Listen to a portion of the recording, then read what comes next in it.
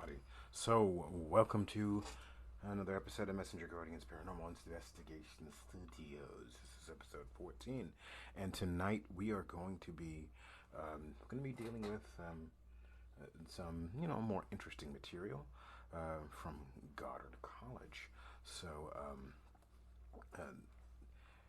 this is where I did some of my graduate work. About a third of my graduate degree work was done in Goddard College, which was my terminal degree, the last one that I got. So and it was the MFA in creative writing, and I focused on paranormal writing and paranormal stories. So and although I wrote a fiction story when I did my novel, which is what you have to write. You have to write it to a creative piece, and believe me, it was a strain. Not the writing part for the novel, but trying to write it the correct way and really get a hold of the details, and not to use too many details, and to really go into the work. So it was definitely somewhat of a struggle and a strain. And forgive me, I'm going to turn this front light down because it's a bit overwhelming on my eyes, and I don't want to go the whole show with it being so bright on me that it kills me. There, I think that's much better. Oh, much better. I have really sensitive eyes that are sensitive to light. Plus, I love my lower floor light, which works better. But it was just too bright on me for a moment there. So I'm going to be jumping back and forth in times. I'm going to start off with just to give you a sense of Goddard's land and the area around it. I'm going to give you a sense of what you're looking at and what I'm looking at and where I am.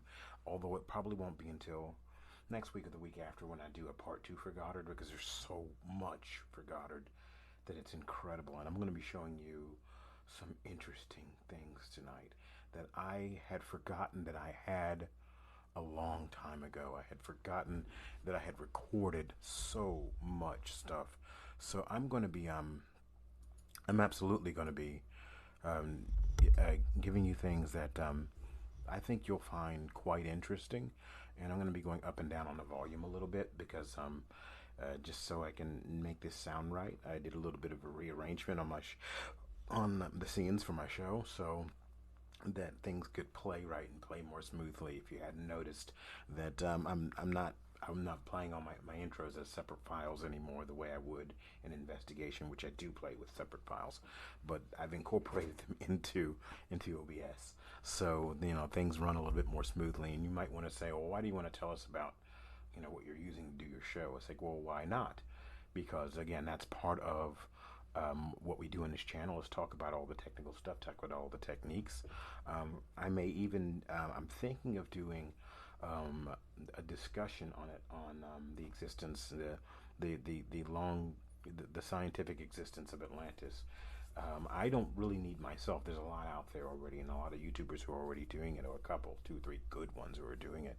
But what's amazing is even though Edgar Cayce and all these other groups and people talked about it over the ages, there's so much rich evidence that had been missing from all those stories of Atlantis, and we've been, even though it was beyond the Pillars of Hercules, its capital was only just beyond that, and a portion of Northwest Africa that is above the water now was at sea level with a series of islands, along with islands that are still above water, like Cape Verde and the Azores and things like that. And even Edgar Cayce mentioned the Azores, but Tenerife. Those places were all a part of what was there some 12,000 years ago plus. It just looked a bit different, and North Africa was massively lush. It was not a desert, and the Atlantean capital city. I'm suddenly just forgetting the name of the name of the ring structure that's in West Africa. I just watched it. But anyway, I want to be able to be able to go to myths and stories and put things together and look at other stories and not try to tread the same thing other YouTubers have tread on this kind of subject. But again, it's the kind of thing that where we talk about it like we were in a classroom where we're teaching about it, talking about it, finding it interesting. But interesting that I say classroom, and I'm going to make sure that I can see you guys and see the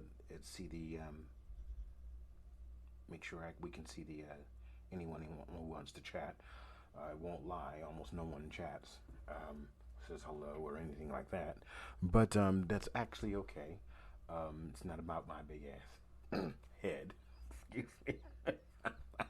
I'm sorry, but it's not about ego. So occasionally I'll slip up and say an interesting word or two.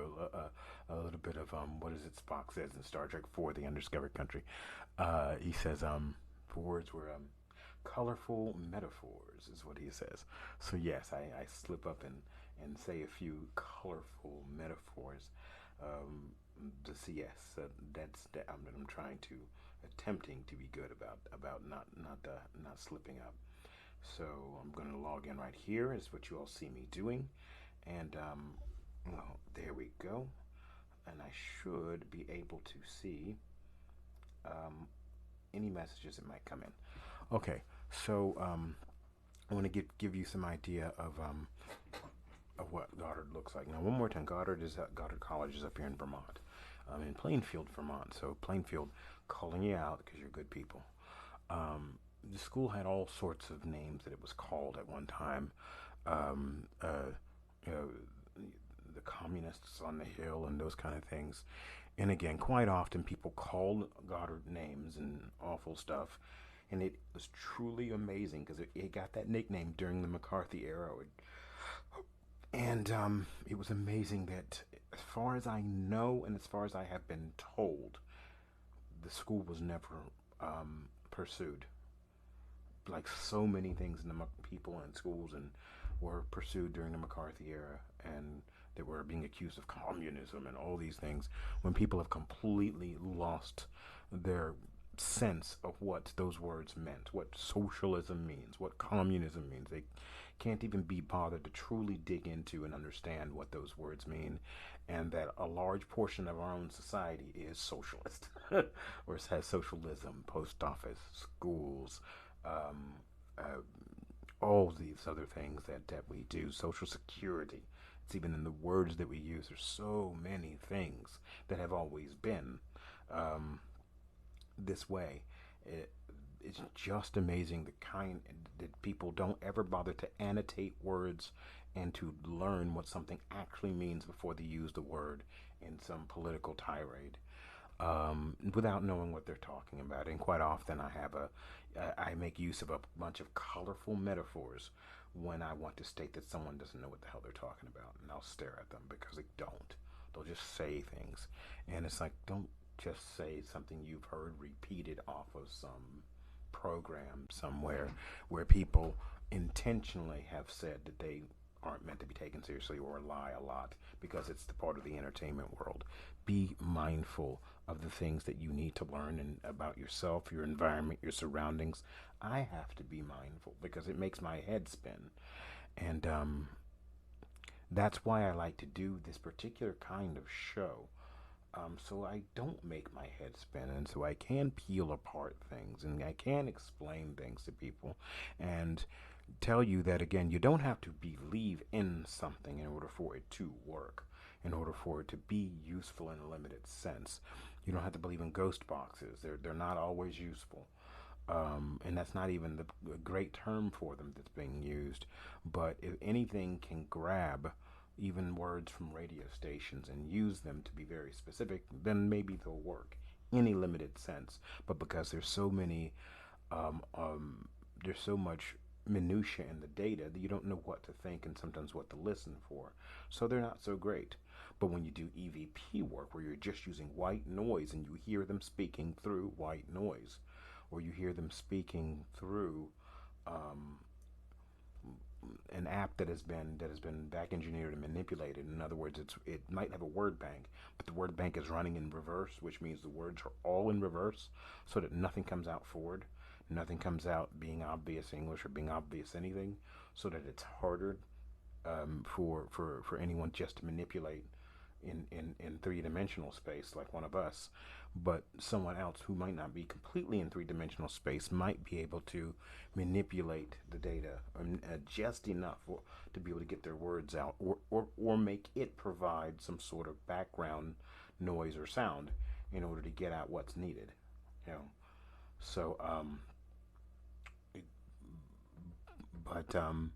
there's always a lot going on. Sometimes in the best tools we can use and the worst tools we can use. And I used a lot of EVP, a lot of galactic background noise, Earth magnetic field background noise, the air movement.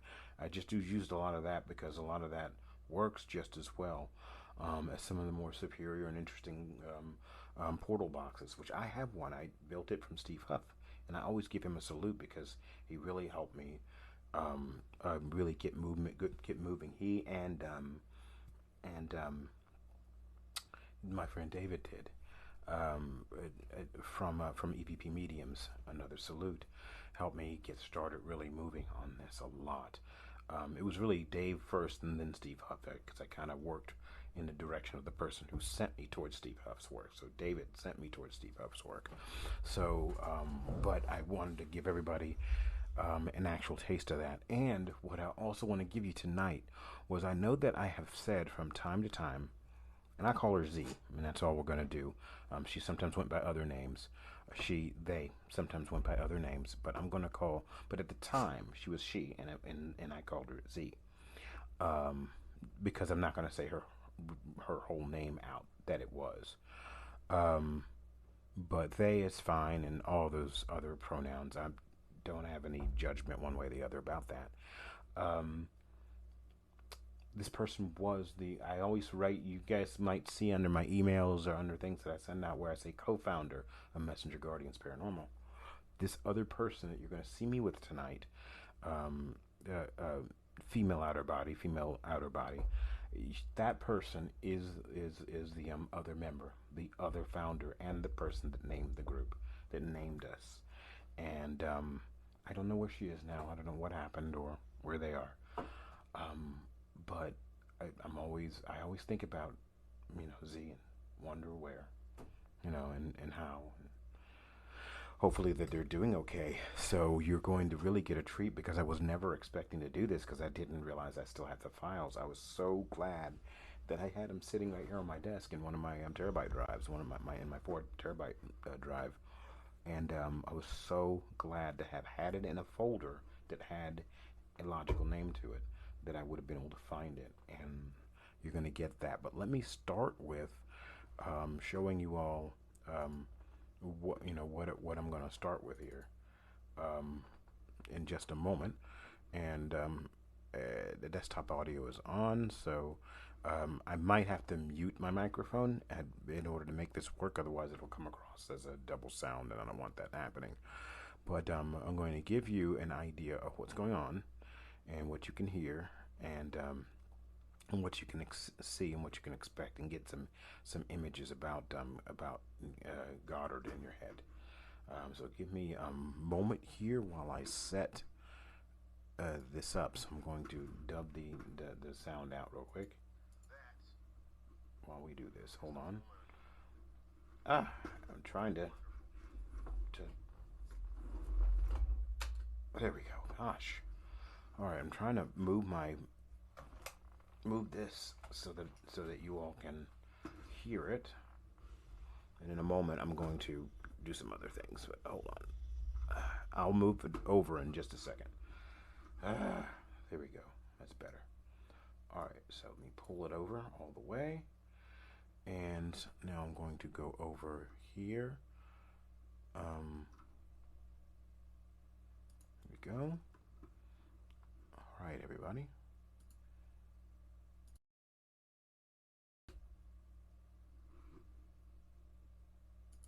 That is the full moon. Wonderful.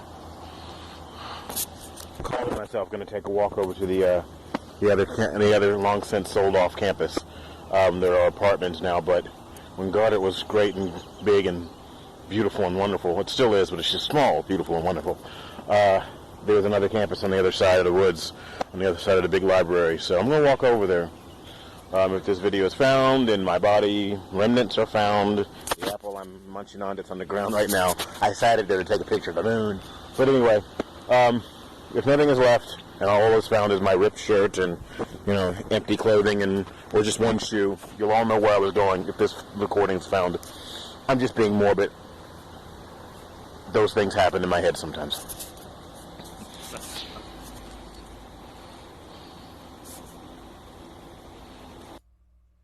And I wanted you all to see that so that you know where we're going. And now, some of you might be asking or not be asking, because it'll be asking in YouTube and certainly not here in Twitch because there's nobody watching. There could be someone watching, but I don't think so. You might be asking, oh, are we going to see you do the walk? Well, you will see me do the walk, just not in this episode. I am hoping to continue doing the episode next week.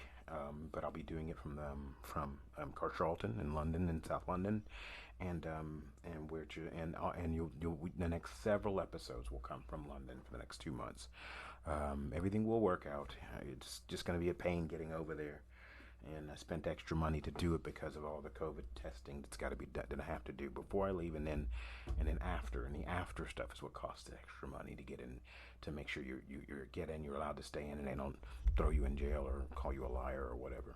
But yeah, being fully vaccinated doesn't really matter right now in the world, because there's not an agreement in the world as to how to use those cards. So right now, but since I've got a lot of extended people over there in my life who've been there for been over there for the last 20 years that I've known them, in the last 21 years I've been traveling there, well, I'm going to be there. So it's important. It's not some vacation. I'm not a tourist, never have been. So, but you all should hopefully get should hopefully get the rest of the Goddard stuff. So I am going to be using a mixture of audio files along with video tonight, so that you all can see that. So let me go on over to the next piece of video, the next piece of file that I would like to use. I think the first thing I want to do, let me go over here. Actually, it's here already. Here we go. All right, close that, and I'm going to go to I'm going to try and line these up so that these some of these, let me see if I can see the year. It was 7/30. Yeah, some of these these are a year apart. Like when I'm going to be talking about helping out Michael Michael and Dave, I think, were the two people who talked to us in the music house, and they were earthbounds. Some were just there because they wanted to be there, and others were there because they felt trapped there and were all alone. And it was kind of sad. So we're doing what we tried to do what we could to help out. This is one of the very first investigations done, if not one of the very, very first ones done by Messenger Guardians Paranormal back in 2014, back in the summer of 2014. And this was beyond the just table sitting and talking about things as they walked up to us. This is, and I actually might actually have recordings of those, but this is really amongst one of the very, very first ones. And a lot of this just was not posted. It just wasn't posted. So we're going to go in here. Pausing it. I think that pause it. Sorry about that. And we're going to pause me. And hopefully I can remember that I paused the mic, so that if I start talking and nothing's moving, I'm going to know. So let me do that real quick and switch over and give you this is at the Goddard Music House. It's a beautiful house. I wish I'd found a direct photo of it. But when I do my other parts, I'll try to go ahead and find another photo of it. That's a photo I took, not one I just pulled up off the internet, which is fine. If I credit it, that's fine. But I like to use as much of my own material as possible. And when I don't use my own material, you all have an idea of when that is. So, all right, so let's switch over and play this for you all.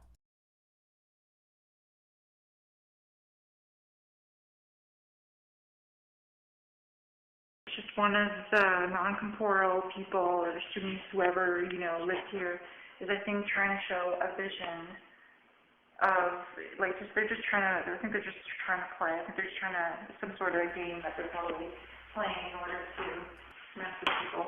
Right. Okay. I think they just do that. They just do that to get your attention, but sometimes they like if they feel threatened or something, they will do something like that, make you see an image and make you think that you're being haunted, when really they're just either they just want their own privacy or they're trying to get your attention. Okay. And again, so we're up here at Goddard College, and on the 30th of July, 2014, and there's a residency going on, but not mine, so I'm up here just, we're going to be remaining quiet for a moment. If anyone wants to speak to us for a moment, let us know.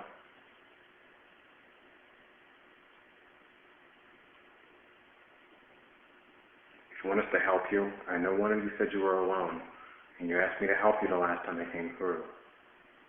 Can you show yourself?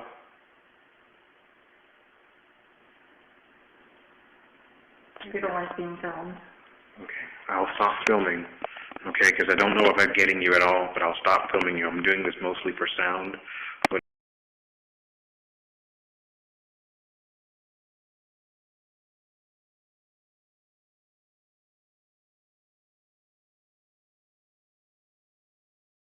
okay, now I can speak now. This is a habit I have that I gotta figure out, because sometimes the sound will come through my earphones just a little bit, and you'll get a little bit of a double, and then I forget to clip and turn my mic back on. But I stopped the sound, the recording on that spot, because we were getting the message. She was getting the message they wanted to stop recording. They knew what we were doing. They didn't want us to record them, but we had to record them when we were doing it. Especially, I had an audio device with me as well that I was using to do some of the other taking other videos, and I've got some open that I want to be able to show you all. But let me go in and go ahead and move on to the next video. We've got so much material that there's just no way we're going to be able to cover it in one night. Let me blank the desktop audio. We're not going to be able to cover it in one night, and I'm kind of glad that we're not going to be able to cover it in one night. I'm glad that we're not going to be able to cover it in one night, simply because there's just so much richness going on. There's so much going on. So and it's just better that we do our best to cover it when we can. And there's just so much happening that's worthy of being talked about, that's worthy of being seen. So yeah, definitely. Let me clip that closed. So let me pack back over and unlock the desktop audio. And push and threaten. Why? Michael, I am here. I told you I would be back, and I can feel it big time, the energy in this room. Am I imagining it? No, I feel really stuck in here. When I say stuck, I'm in full of negative energy. Is Michael here with us? Yes. Michael, I said I would be here. Talk to me for a moment specifically and let me know, do you need to be... I do apologize for those who heard me, but really what I was generally talking about, and I'll just do a quick generalization of what I was actually saying. I was talking about the importance of having Z on the show, showing them on the show, because Z was the one responsible, which is this person here, was the one responsible for naming the organization, naming Messenger Guardians Paranormal. And I do apologize for having my mic off. I'm just not going to close it because I can't seem to connect. Turn your mic back on before you speak, Glennie. Turn your mic back on. I don't have a quick hotkey to do it. I can make a hotkey to do it, I just don't. But I was trying to say is that I realized when she named the group Messenger Guardians, I realized that my nickname that I went by from 96 all the way a good 10 to 15 years, in one of my emails was Walking Cedar.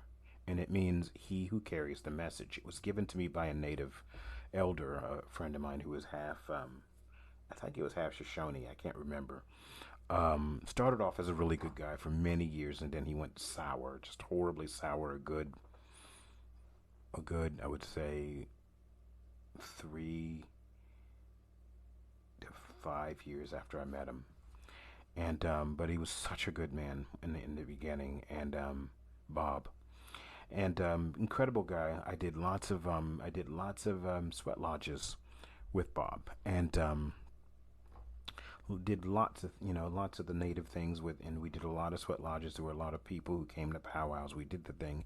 And these were private affairs, but lots of people. It wasn't a touristy thing.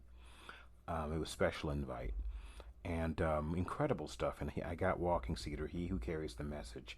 And I ended up really not realizing that being a teacher of writing, which I became later, and had been on the road to that ever since around 1989, when I started taking education classes outside my regular basic classes that I started in college in October of '89.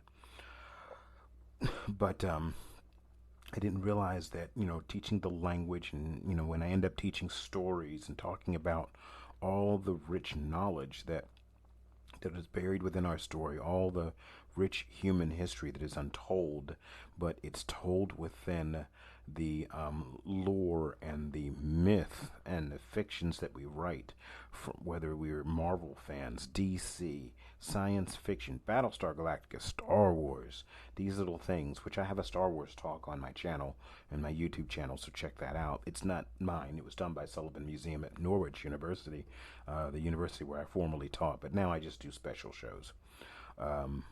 Taught there before COVID. That was the shake-up there. But all these rich historical and deeply fictional and sometimes nonfiction lore, um, all these stories that we bury into our language and we bury into our genetic memory, our quantum memory as a species and other lifetimes as other people, and we bring it all forward and rewrite stories mixed in with the things that we make up and put with it, but it's genetic memory essentially of the entire eternal species on a spiritual level, remembering all these incredible stories that we now tell through Marvel cinema and all these movies. A lot of people like to write off these kind of shows and write off the messages that those shows provide because it's not Shakespeare and it's not some other stuff. Shakespeare did the same thing. He wrote that kind of lore, the King Lear, all these things. That was the Marvel universe and DC universe of the time. That was the stuff of the time, and note that. And he wrote with basic language so that basic people can understand. He didn't write for the stuck up classes. He didn't write for the rich. He wrote for the common man, just like our stories and our science fiction is written for the common person to understand and to get, even if they don't realize that some, if not a lot, of the rich storytelling is just basic genetic memory of events that happened to humanity a long time ago. Not exactly in the way in which you see them portrayed now in these stories and reused as tropes in movies. But these are things that we keep trying to tell ourselves in coded, rich messaging information within our own languages. So yeah, so the messenger thing carried on. He who carries the message. She didn't know. Z did not know about walking cedar. Didn't know about my name. He said, "I don't. I'm almost certain I never told them." So Z just said, "Messenger Guardians." You know, guarding the message, carry the message, guard the message, bringing the message forward, and it took me years. Like I said, it was definitely not immediate. It took me years to realize what had happened and that how the name of the group matched the native name that I used to carry. And I mean, I haven't never dropped it. I just don't often use it anymore. But I used it. It was my writing pen name for a very long time when I was with West Virginia University, the Daily Athenaeum. So yeah, I wrote under my first and last name with walking cedar and quotes dropped around it. So as embarrassing as it could have looked, it really turned out to really work. I may not have always been right 100% of the time, but I endeavored to try and know what I was talking about, even if I had to fight people who thought they knew more than me because I fought against the standard standard bearer knowledge of the times. So I stood up for myself, did my very best. But this messenger thing, that carried, and it carried through Z, who named the group. So it was very important for me to tell you all that. I'm going to go ahead and finish playing this. I've rolled it back again. And again, those who are watching in Twitch, my apologies for that happening. But I'll edit that part out in YouTube. So I'll have to mark it at about 35 or so minutes so I can go in and find it. But I will. I'll make sure that that it all works together smoothly. But hey, the power of editing. So let me go ahead and finish playing this for you. Michael, do you need to be crossed over?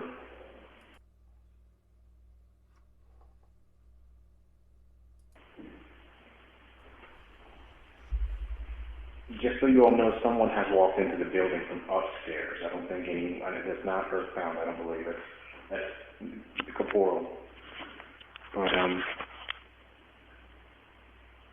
Michael, do you need to be crossed over? Tell me what he's saying. Decided that he wants to be listened to. Okay. Talk to us then. We're here. If all you need is for us to listen, talk to us. Tell us what you want to tell us. Talk to Stephen.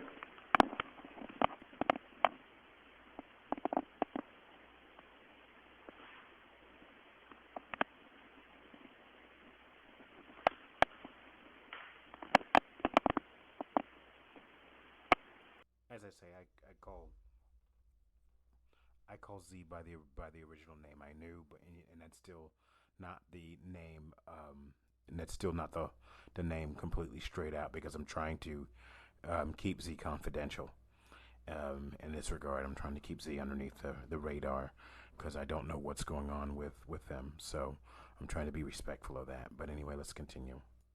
You will hear different names that Z uses from time to time. There's a lot I'm not telling about Z, because Z was pretty deeply special human being, which is why the group name stood immediately after it came out their mouth. It was just amazing. So there's a lot I'm not saying about Z, and that I don't really have a right to say, to talk about. If Z wanted to come on the show and showed up, I would be so incredibly thrilled by the co-founder of Messenger Guardians Paranormal coming on.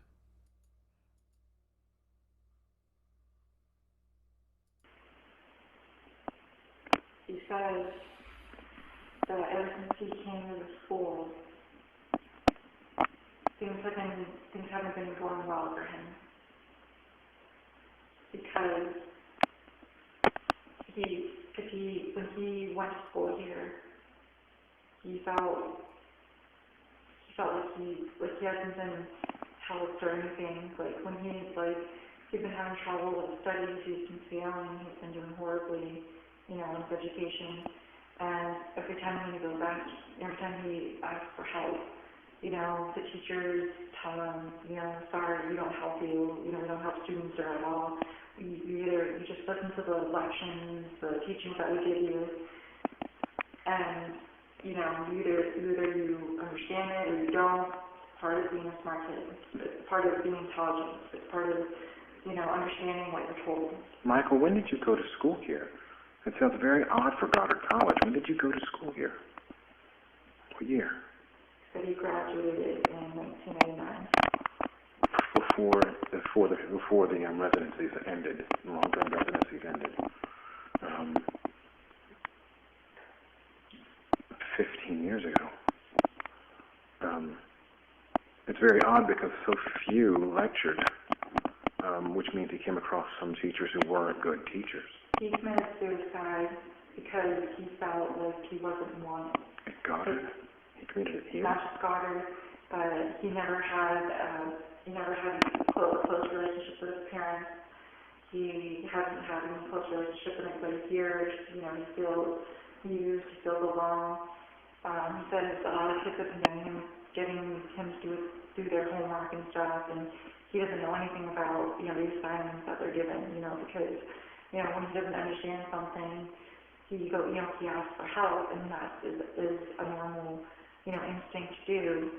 is if you're uncertain about something, is you ask someone for assistance. Michael, do you want to be crossed over? You sound like you're reliving portions of your previous life over and over again. We can cross you over.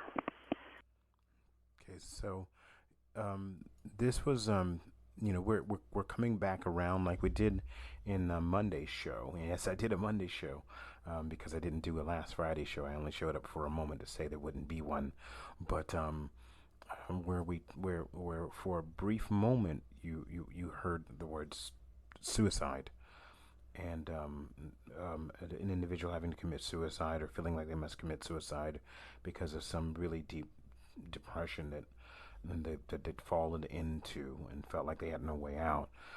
So there's always a way through, because if it can do anything, if suicide does anything, it can sometimes really make things worse for the people left behind in this realm. We know this isn't really our home. We know that we belong elsewhere. We know that that this isn't really where we, so in a sense we're wanting to go with the people that left us, and sometimes they don't leave, and sometimes they don't leave in because they're afraid to go, and it doesn't improve things for them at the beginning. And sometimes they do move on and do grow and do move to the other side and do grow from the events and from the actions, and it's nothing religious or judgmental, and it's none of these things. It's so outside of what eternal life really is for us. Eternal quantum existence really is for us. It's not time based, but we come back around to it, and I didn't expect us to come round back to it, but it's always important. So if anyone is out there struggling, please take the time to call a hotline for it in your area.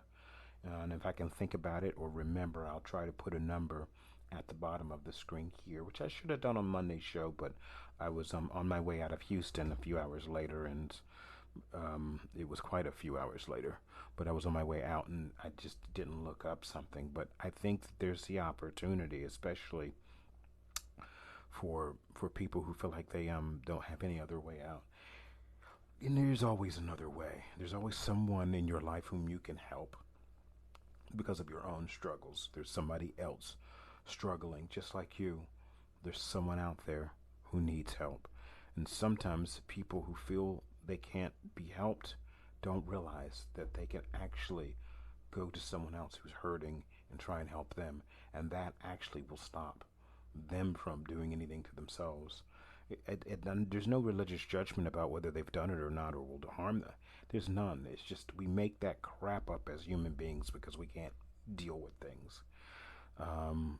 It's just that it causes sometimes more problems with the person who's done it to themselves, and for those who's left behind who did actually care about them. It just causes a lot more grief and a lot more hurt and a lot more pain, and there are always other options. But again, there's not a judgment about it. It just can cause more problems than it's worth, and there's something to be said for that. Especially for college students. This was a college student who felt like they weren't wanted, even at some place as incredible as Goddard. But not everybody who comes there responds to Goddard the same way. Some people can't handle the. It's not a lack of structure. They actually do have structure. It's just buried inside of a more open, design your own curriculum thing. Trust me when I tell you that turned out to be one of the hardest things that I ever did, was to design not the number up. It's 60 books, and it wasn't cover to cover reading, but you had to read quite a bit of the things you chose, and the things that were chosen for you sometimes, because there were things you were missing from the stuff you were writing and from your creative pieces that needed help from other things you didn't know about. So the advisor would have a say so about the list. And then you had to really structure that whole thing out as to how you were going to get to it. And they provided the methods at which we would use to get there, but we had to design it. So people think, oh, design your own curriculum. How liberal. I'm thinking, hey, how terribly difficult that was. But it's because it made us think. it made us annotate our own life. There's the word annotation because I learned how to write annotations from here. But it made us annotate our own life and learn to live and understand and to learn and to really move forward with how we were going to learn, not just learning something, regurgitating it back. If you're in nursing, yes, you had to learn certain functions in nursing. There's some regurgitating that needed to happen. And Goddard, I think, did do nursing for a while. They may even still do it, but they did for a while. But in those structures, yes, they had to. But and there was a certain level of state structuring. If Goddard ever had it, I think Goddard did have nursing at one time, and I could be wrong out there for those who know. So I apologize if it turns out to be wrong. But I swear, it's an image that came to mind that they had it at some point. But I'm not talking about those. I'm not talking about the medical field and those kind of fields. I'm talking about more in the field of education and writing and those kind of functions. Um, Literary style, function, literary analysis, these kind of things. You didn't get a degree in English. You got a degree in something creative, and stage writing and those kind of things. And that's what it was in the arts. It was very much a creative but difficult because there was a lot of technical data, technical information that you had to do, a lot of researching, a lot of building, a lot of writing and analyticals so that you could understand your creative side and build on that creative side by seeing how you analyzed the world, how you analyzed literature, how you analyzed everything. So you essentially had to annotate your own life. By writing annotations, you had to annotate your own life and annotate what you were going through. And it at times, it was a difficult process. I threw papers against the wall. And I was so frustrated. I was thankful for the kind of environment that Goddard had and still does. Even after the COVID, it has survived. And it's still an amazing institution. And I'm going to give them all the love in the world that I can possibly give them. But yeah, it's an amazing institution, and it really helped me out so much. And yet, communists on the hill is what they were called back in the 50s and 60s. But tell you what, I've worked hard for my degrees, but I've worked really hard for that one, for that terminal degree. So pretty incredible. So again, I'll put a suicide prevention number for the local area, and I'll just see if I can go ahead and find one also for the national, and for those looking for it. And I don't know if I can provide one for the worldwide, but I'll try. I'll try to provide something, at least a number. So let's continue. He says that he's been here for so many years, for 15 years, that the school is starting to develop. When I say develop, I mean change, for the better. He's saying that other students are being held, everyone's very kind, respectful, because during his time, everyone always kept to themselves, everyone's always in cliques, groups. So it's sort of like high school, but a lot more worse. Like, the kids haven't matured. Okay, so that went down there, but what was going on is you heard Z discussing the things that Michael was going through. And there was also another character, Dave character as well. But you heard them discussing that. So just really important, the kind of things that we were listening to and the things we were hearing. Just amazing. I'm gonna minimize the player here while you all aren't seeing it, and I'm gonna bring up some of the audio files that we were studying that we had there. So you can listen to some of the EVPs we got. Now, some of the stuff was before I started really writing down what was occurring on some of this. So let me pull myself out of the way here so you all don't have to stare at me. All right. Let's go ahead and play some of this, and I'm hoping it's not too loud, so I might have to adjust the volume for a moment, guys. So hold on.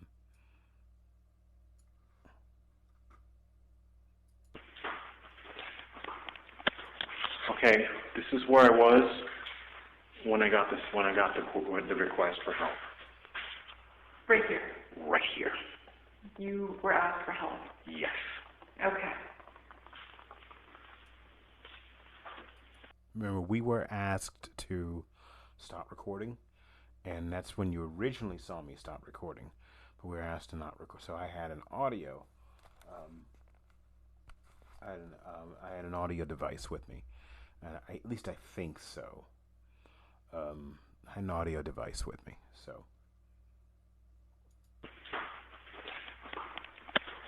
Okay, this is where I was when I got the request for help. Right here. Right here. You were asked for help. Yes. Okay. The person said, "Can you help me? I'm alone." And he asked again, "Can you help me?" I thought he was in the other room, but he may not have been. He may have been in this one. No, I think I know who called you for help. Okay, so his name is Michael. Okay. He's about into his late 20s, Yes. early 30s. He says he needs your help because he feels lost. Okay, so right in here, that stopped at that position. I don't know why, but I'm going to turn it down right here for a moment because the playback is going to be really loud because I amplified it.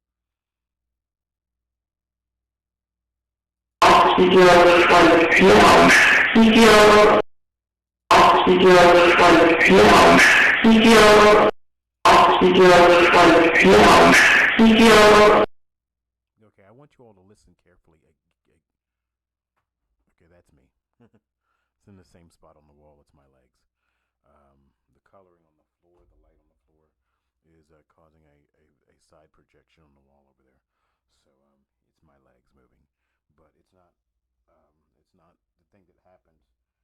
It's not the thing that happened that last time. Because you guys see that shadow back there on the floor now below me.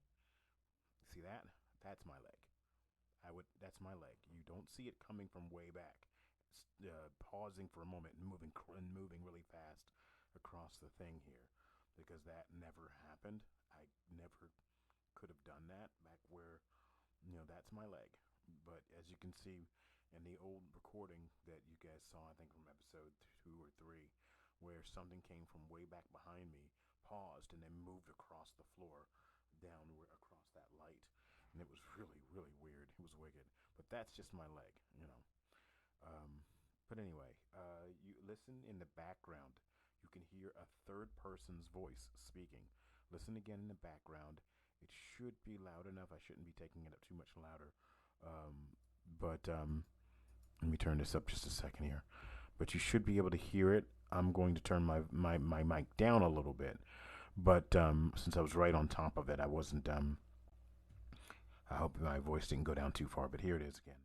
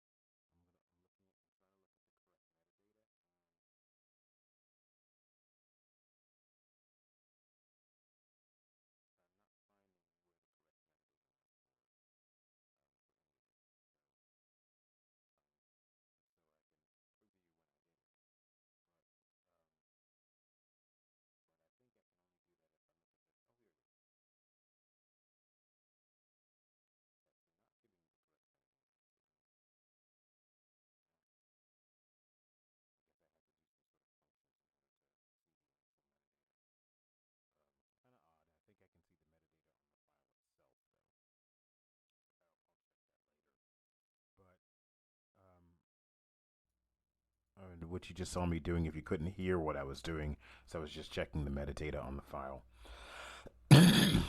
So just to see when I actually recorded it. So you didn't miss anything.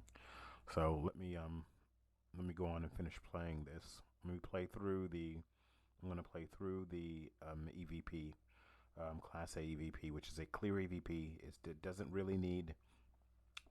I just turned the volume up so you could hear it, but that's it. I didn't enhance anything. I didn't do anything like that. I just wanted you to hear that there was another voice way back behind Z's.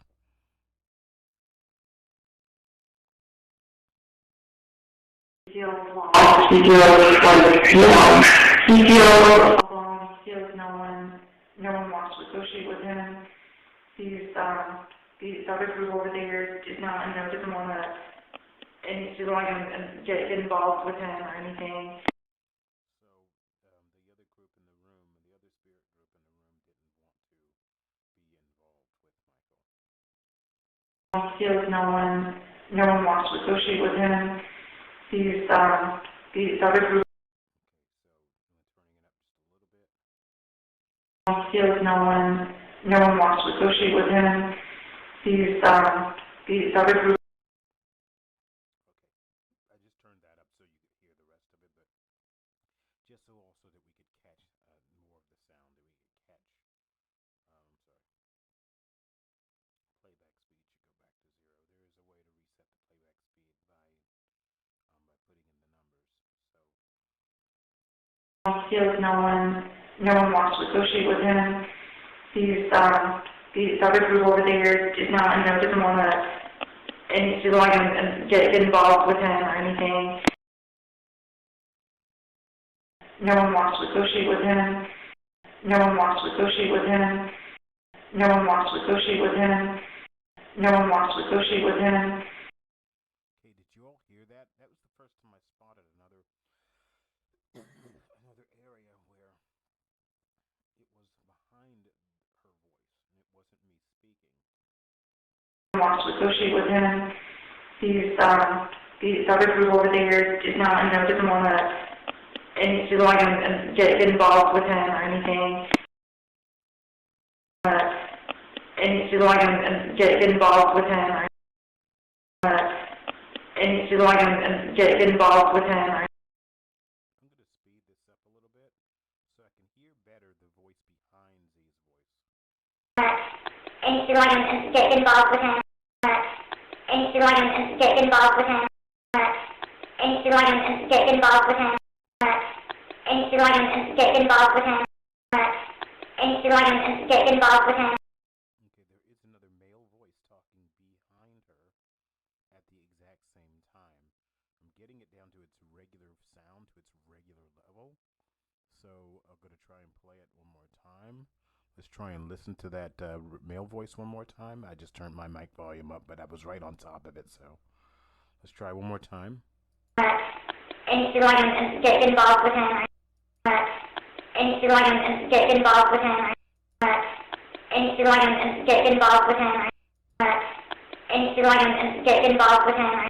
Okay, let's try this section as well, where we heard the voice before as well. No one wants to associate with him. No one wants to associate with him. No one wants to associate with him. No one wants to associate with him. No one wants to associate with him. Okay, now I'm going to slow it down a little bit because his voice is fast too. No one wants to associate with him.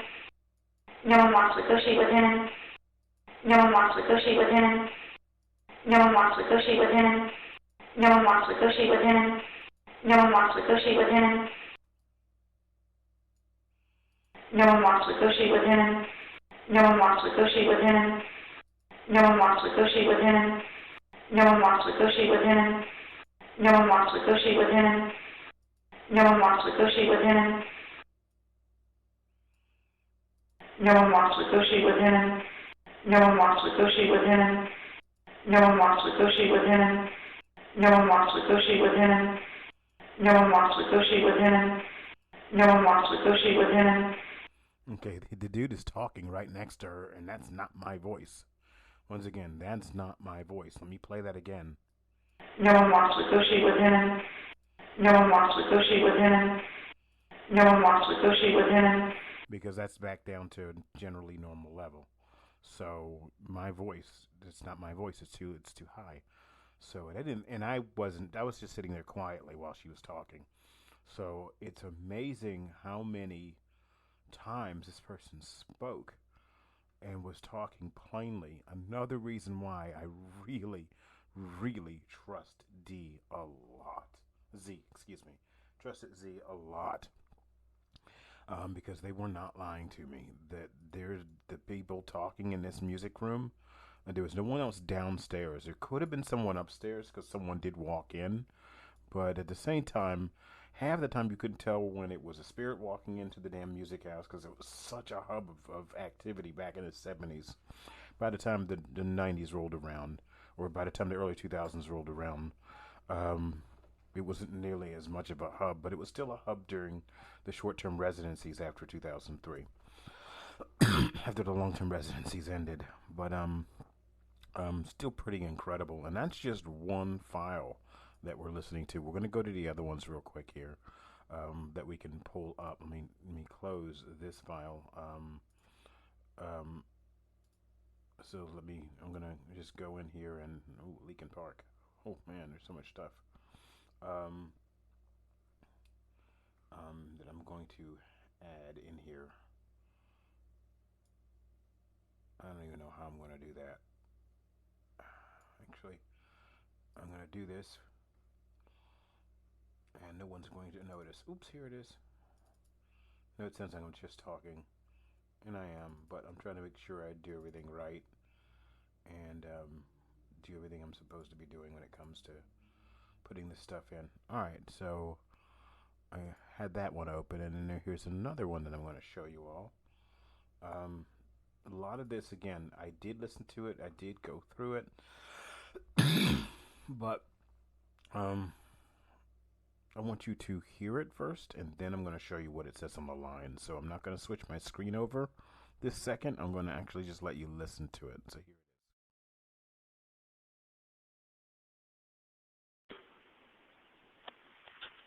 it is. Painting. Painting.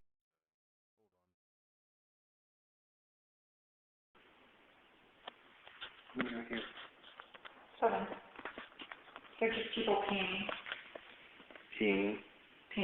Painting. Okay. But there's, okay. That's so nice.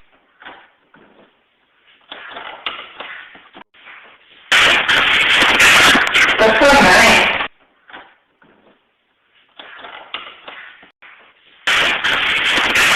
That's so nice.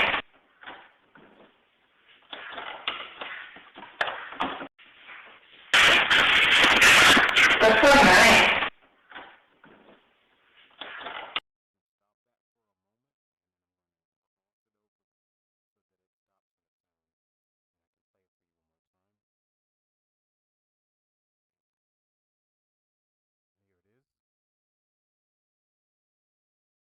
So generally what I did was I stopped it for a moment so that I can block it off so you all could hear it. I'm still not going to show you the screen because I want you to just listen. That's why I hadn't switched the screen back over, because it's not important. I want you to listen, since so much of this really revolves around listening carefully. So here it is.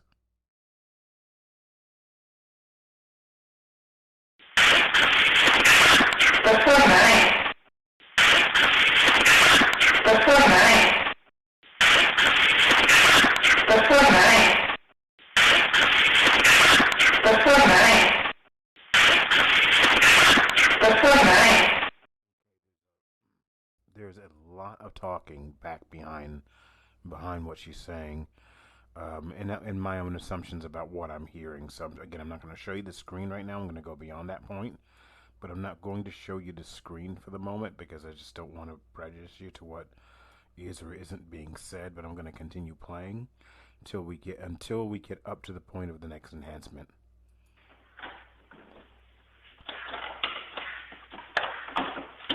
Now I can't get through here. Oh, did you see that? What? That just moved. Her eyes just moved.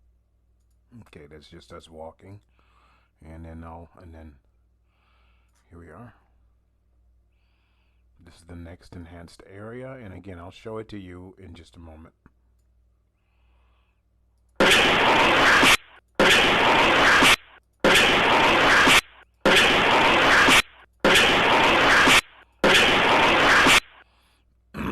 Now I can hear what the person's actually saying, even though I didn't write it down on the screen. I can tell what the guy's saying. And it's a pretty simple order.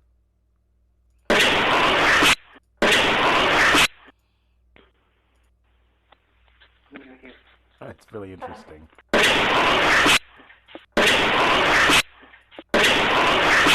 not an order. He's saying three words, and it's 4 syllables.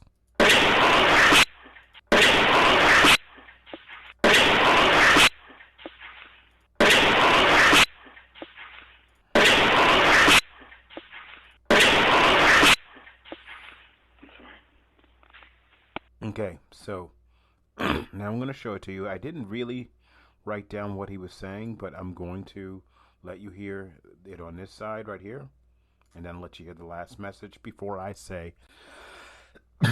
But I'm going to give plenty of time for you to keep listening to it, so if you want to ever go back on it, back it up again, listen to it, you'll be able to hear it. Here's the first one.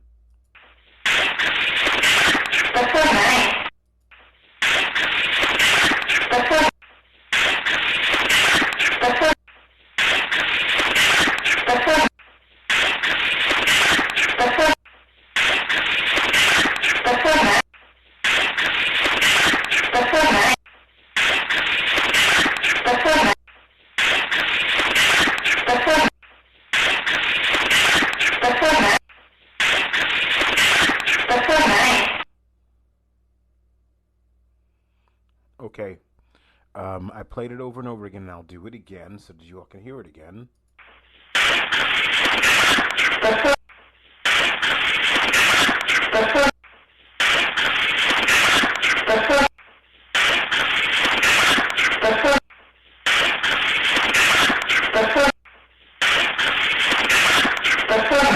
Okay, the first part of the first message was something about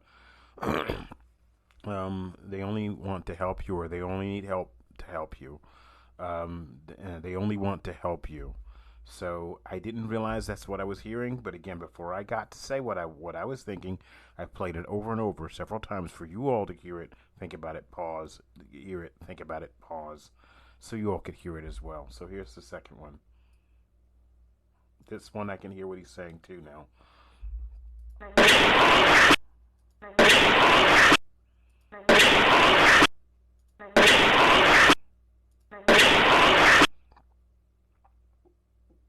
Let me slide it down a little bit, slow it down, back to standard 1 level.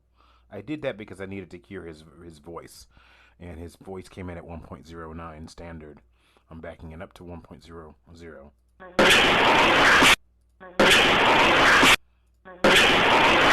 Actually, his voice is pretty loud. Even here, his voice is pretty decent.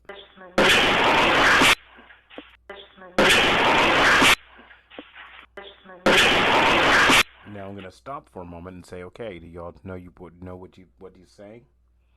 I mean, you can always write in what you're hearing, but I haven't been prejudicing you from the beginning. But I was going to tell you only after asking over and over again. If you know what you can hear, you can know what's going on.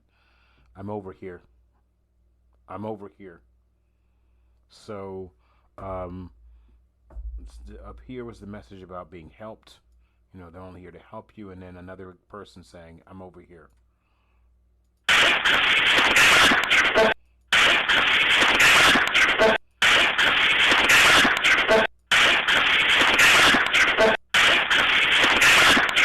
Well, if you need help, they'll help you.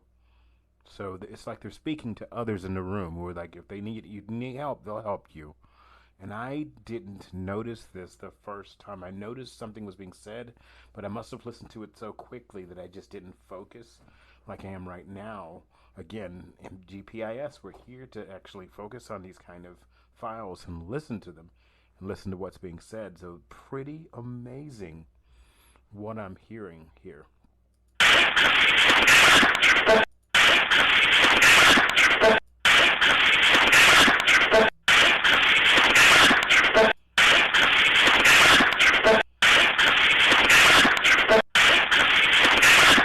Oh, if you need help, they'll help you.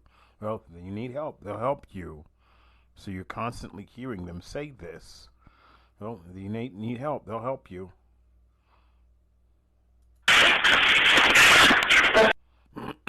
And I'm watching my volume levels, by the way, so I can try to stop sliding my microphone down. But I'm trying to make sure I don't blow you guys out of the room with my desktop audio. So, again, that's some pretty incredible stuff. I'm going to, I didn't save anything or change anything, so I'm going to close that one. I opened up the ones that I really wanted to carry, so I'm hoping there isn't a repeat here. There could be, but there was a lot of interesting things going on. There was the administration building, the administration house. That was the administration building. Used to be the old farmhouse, which is still a nice building. But where we did an investigation that probably won't be shown till next week or a third part. I don't know. It could be shown during the second. There's just so much stuff, and I don't want to go 3 hours tonight by myself. If I had a guest, that'd be a different thing. But I don't have a guest tonight, so and I really do hope the sound on this came out all right. I know there's a couple of areas where I had my mic down or off, and I stopped cutting my mic off. Sorry, guys. I really apologize for coughing all over the place. I might cut those out when I edit this for YouTube. But and if anybody, by the way, sees anything strange behind me, like where the green is, because I covered the front of my computer so that the huge light on the front of it doesn't show on the wall. Nothing that I do on the floor right where I am, except where you see there's some blue right here. Let me try and point to it. This blue light right here, that actually is my leg right there. Okay, you can see it down in the pink tube below me. That's me. But if you see anything up on that green wall, there is nobody in the room with me right now, and you'd be able to hear someone walk in if they were going to the other room. So there's no one, and they're probably all asleep or resting at this point. So there should be no one appearing in my video, not behind me, not behind me behind this wall. It would definitely appear through there, and I should see it if there's a problem. But if anybody sees anyone or anything, do let me know. And I didn't realize that my screen right here was being seen on the edge, but I don't really think it matters. It's not anything that's disturbing. So that's what that extra light source is right there. It's the screen. But anyway, I wanted to go ahead and play this one for you all so you could hear it. You could hear the things that are going on. So let me go ahead and try that out. Let me make sure I can set that up for a moment. Give me a moment here.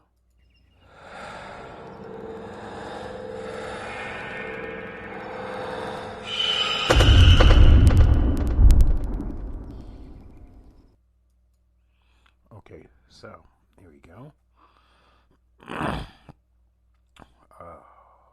Sorry, I think I might have blown you guys out of the room, by the way, a moment ago. I really do apologize. I don't think I can cut that down easily. But it might have worked out. So let's go ahead and play this. I just needed a moment to set it up. And I wanted to do a marking in the show as to where we are. So let's listen. Here. Okay. Downstairs, phone record. Forgot I could use this hand device to record. You have your phone with you, don't you? Yep.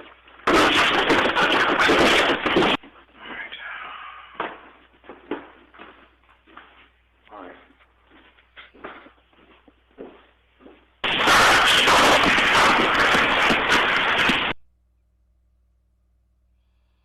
Okay, so there was a lot going on right in here. There's not much else right here, but I'm going to play it again anyway after I finish this. Hi, everyone. I said I'd bring help for someone who said you were alone.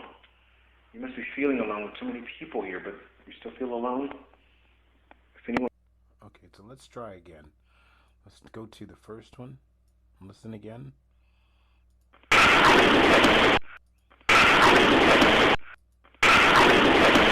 Okay, I don't know what that is. That doesn't even sound human, but we're gonna speed it up a little bit.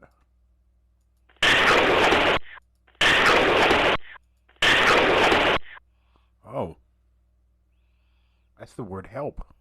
I'm not even going to be facetious. Well, I'm not trying to be facetious at any time, but that's the word help. Let's listen again.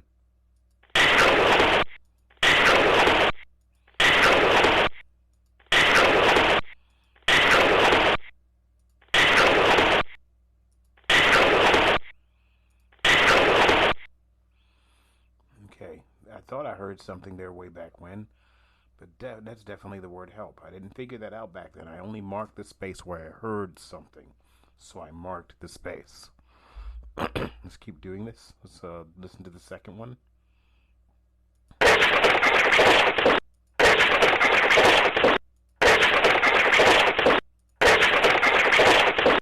Just pull back and play that before the enhancement.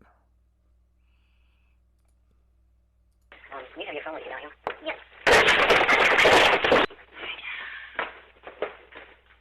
Alright. Okay, let's do that again. Regular speed this time. You have your phone with you, don't you? Yep. Alright. You have your phone with you, don't you? Yep. You have your phone with you, don't you? Yep. Alright. That's where bunch of women.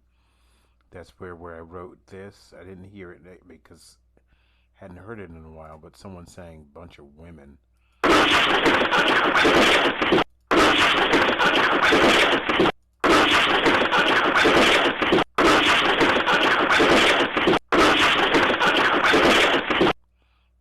slow it down a little bit.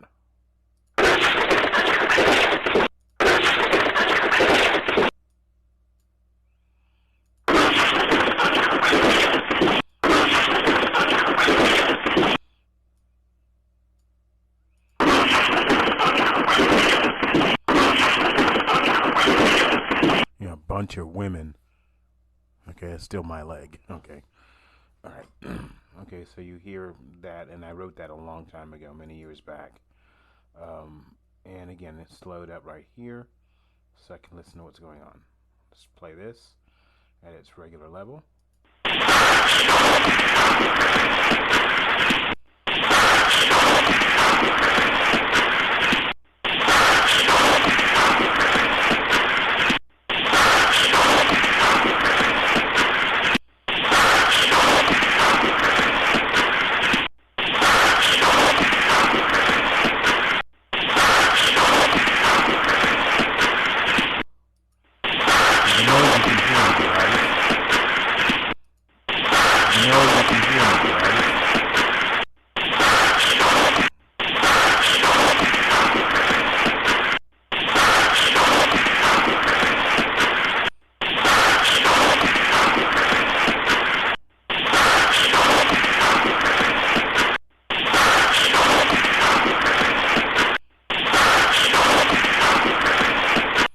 Do you know they can hear me, right? Either she's saying, do you know you can hear me, right? Or do you know they can hear me, right?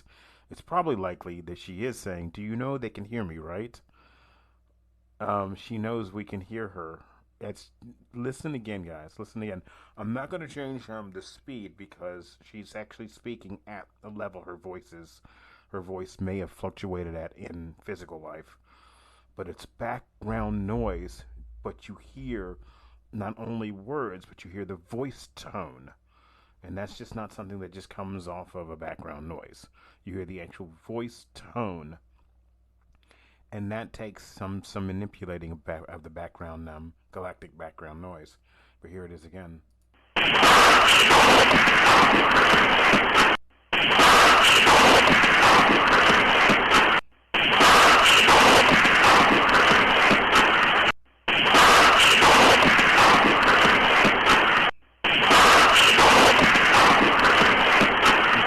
I'm listening more. Do you know when you can hear me, right? Do you know when you can hear me, right? She was asking us, do you know when you can hear me, right? I heard something because I had already amplified these lines years ago because I could hear something along these lines. I could hear them easily, but I wasn't sure exactly what was being said. I heard a bunch of women. This one here, I didn't realize until now, sitting here with you guys, that was just the word help. And then there's a woman asking a question. You know you can hear me, right? For whatever reason, I either didn't remember that was said. There's definitely something being said to us here. Okay, I can hear it now pretty easily. Do you know that you can hear me, right? Or do you know when you can hear me, right? That kind of thing. She's asking the question. So one more time.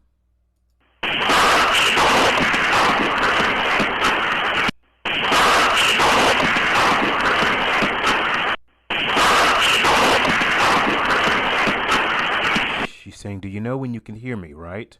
Do you know when you can hear me, right?" So, definitely Class A, but it's a weak Class A, borderlining Class B, and Class C's are almost not worth listening to unless you know you have to.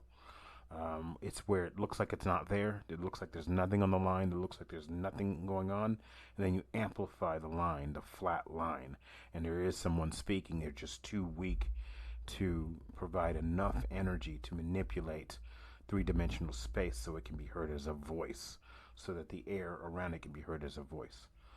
It's just too hard to transmit when you're trapped between dimensional realms. The third dimensional realm, it's like being stuck in honey trying to get into the fifth dimensional space, but choosing not to go for your own fears and other stuff. So it's like being stuck. Um, so yeah, it's not because some great supernatural being out there is making you stuck. Well, that could be the case as far as dark energy goes and dark beings and whatever. But their trick is psychological terror, just like humans use psychological terror to hold each other in place.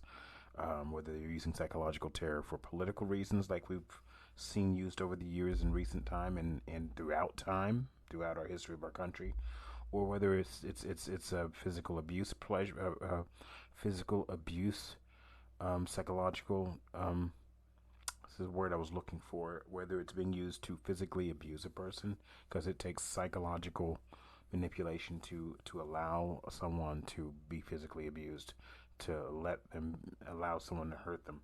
So yes, it's the same kind of, a dark energy can manipulate the other energies in a room if they're scared. It feeds on their fear and manipulates them. This is no different than a person manipulating another, getting complete joy from making them cry and feel fear. It just talking about that with you. I'm desperate to try and not make a judgment about what I'm saying. But it's so difficult for me to talk about how someone could be doing something horrible to another and getting off on the terrible, terrible emotional energy that these beings feed on. There are human beings that feed on this same kind of energy. We generally don't see it as a good thing. It's the exact same thing. There's nothing mystical or paranormal about how a dark being can hold people in place. All you gotta do is scare them and abuse them and make them think they're yours. Can never be moved. You'll never leave this place. You can never cross over. All you have to do is trap someone and tell them they can never leave. They can never be.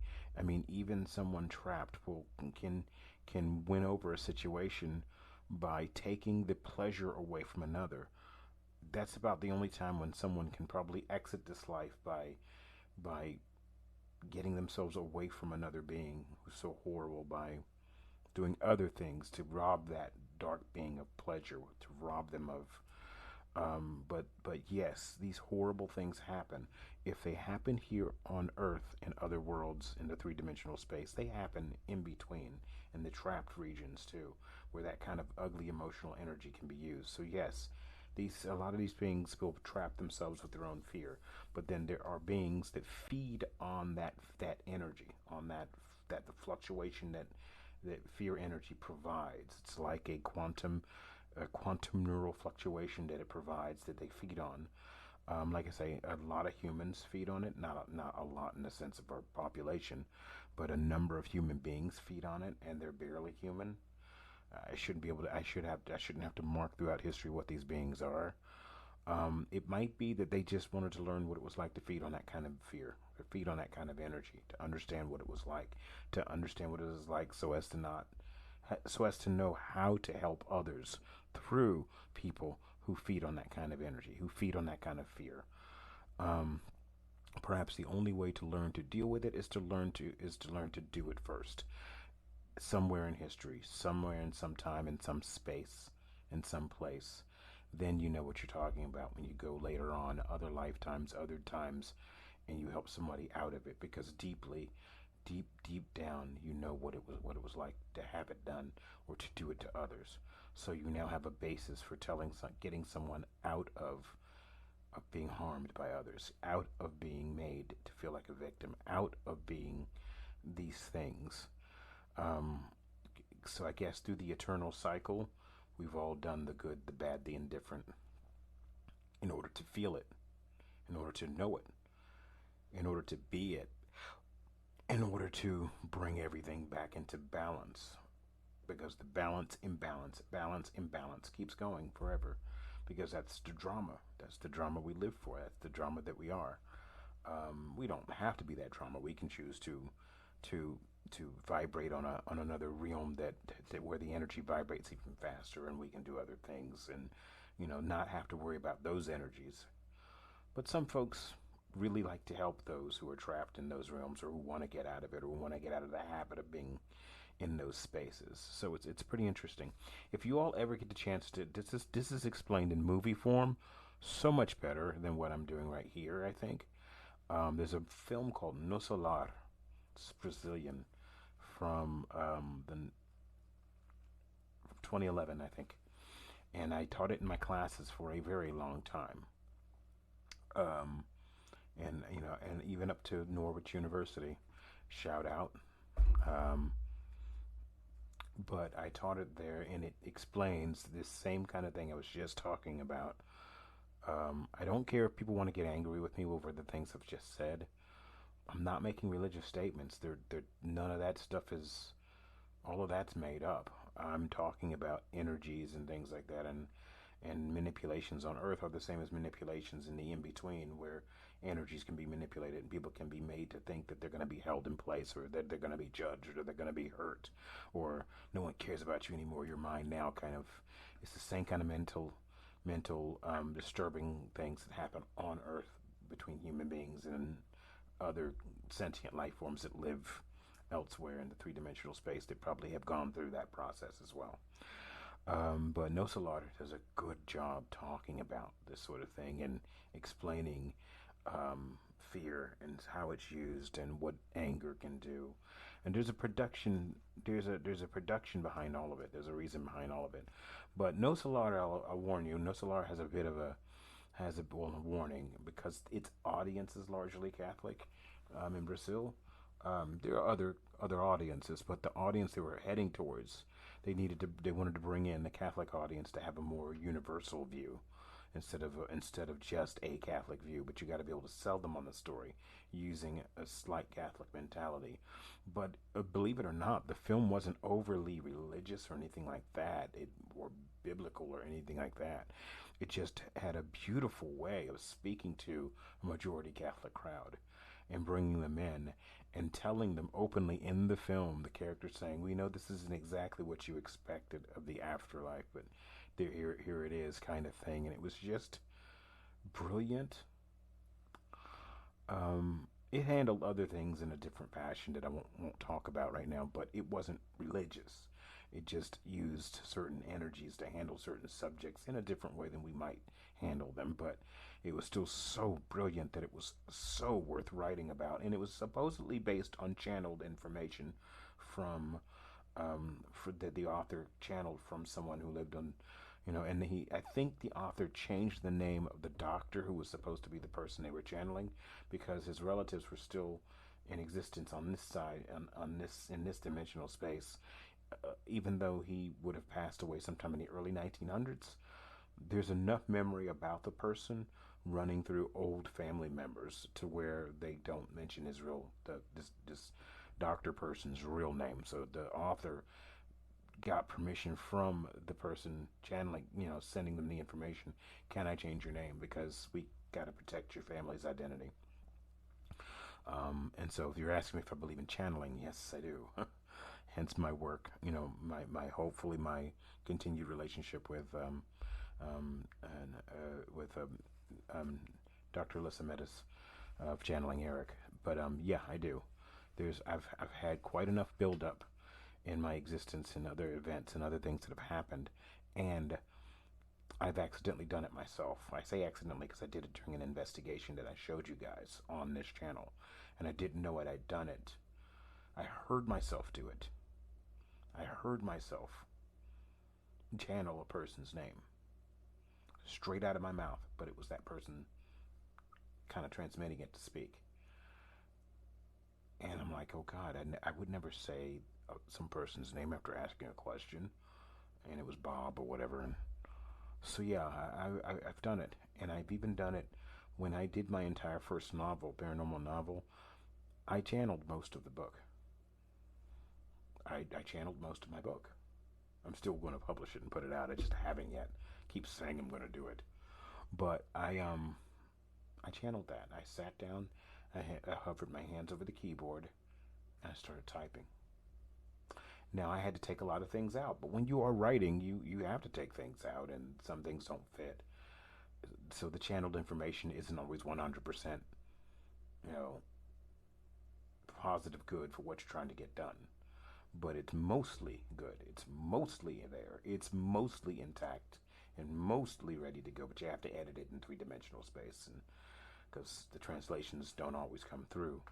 But I know that we drifted because I was talking about the use of energies and stuff like that, and that these people are held in place by their own fears, but they could be held in place by a dark energy, and I wanted to explain that. And I'm always getting lost in the weeds, but again, I've kind of designed this show to allow us to get lost in the weeds when that sort of stuff happens. Just allow us to expand a little bit. But I try to come right back to where I was. It's how I teach. I get a little lost in the weeds, but I enjoy it. And again, this is what the show's all about. Okay, so we played all three. I'm going all three on that one. And I didn't make any changes, so I'm going to close this without saving. And then I'm going to pull up the next one that we pulled over. Now this might be something we've already listened to, but going by what I'm looking at on the screen, no it isn't. So let me show you all what I'm looking at. Let me play a little bit. It's only a minute long, minute and change, but let's play it.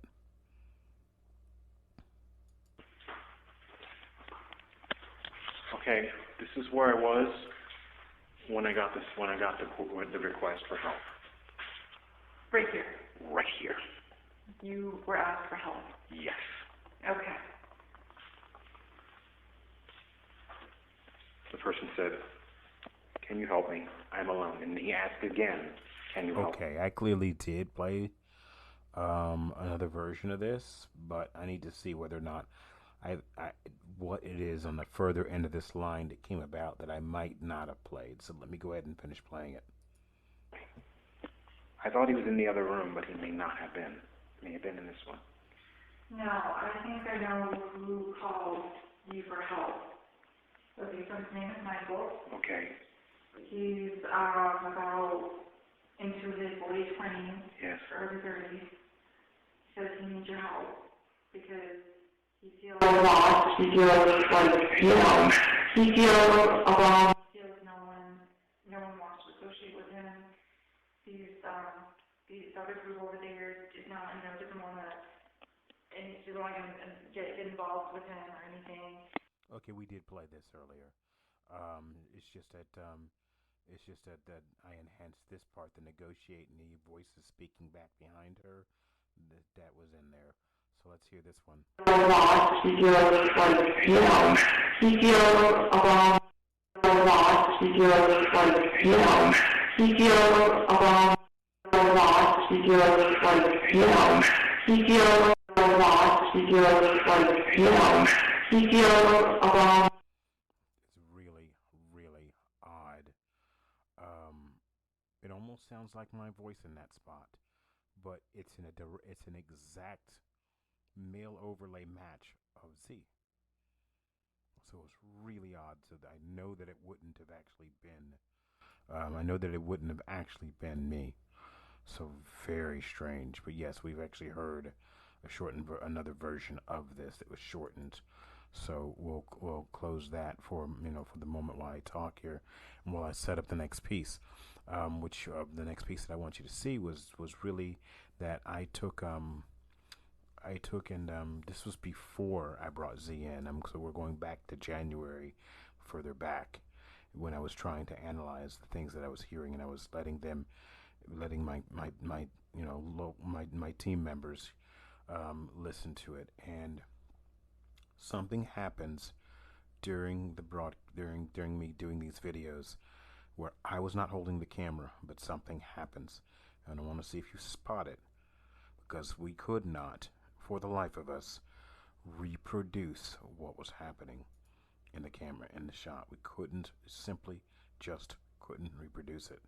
It was so damned odd that we couldn't reproduce it. It's going to take me a few minutes to try and get past this point, because man, this thing was freaky. But let me set it up, and let me mute my desktop audio before I set it up.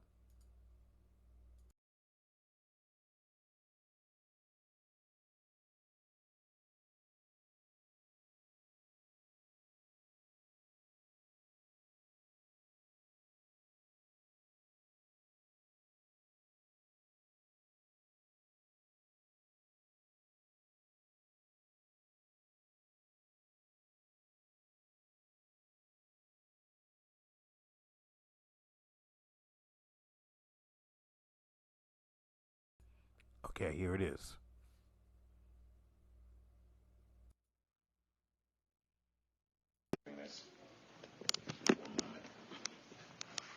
This just really affected me, what I think I heard him say.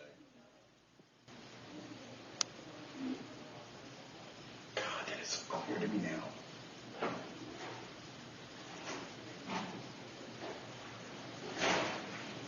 Wow.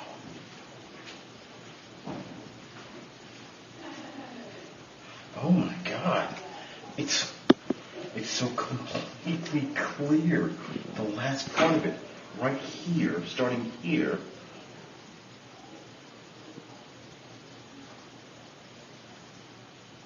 Right there. You see where my finger is? Mm-hmm. That small click space. That's the file I wish I could find, but I couldn't. Clear as a bell. He's saying, I'm alone from this click on. Really clear. Saying I'm alone. And it's like he's in the other room next to me.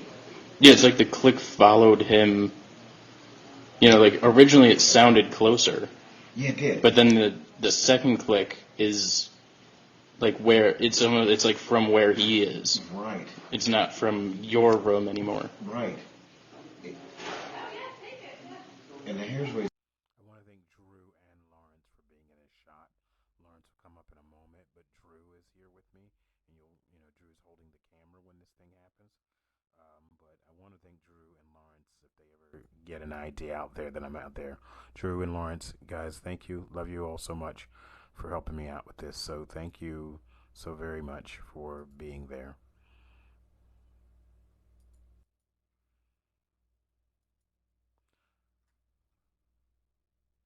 Thank you, our term 2 Goddard crew. From 2014, I think. This might have still been 2014. Back of my neck. This is This is a continuation of the investigation that started last night. Drew was with me in the wintertime. I'll see if I can post some of those audio files if we can, I don't know if we made video files that winter or not. All right, this tells me that this is actually summer 2014. This is still probably several weeks before Z and I went back to the music house. Because the winter time we actually made files for the administration house, where we did recordings and some video files. And I don't know if Drew was with me then. And I miss my all my Goddard people. I really do. But yeah, this is timing it now for me. I thought this was in January. This is actually got to be term 2, 2014, not term 1. And what you saw with Z and myself was after term 1 for our group, and then we were on campus, and there was another group doing their residencies, their short-term residencies, but it wasn't mine, and I lived in the area, so I could come back over to Goddard.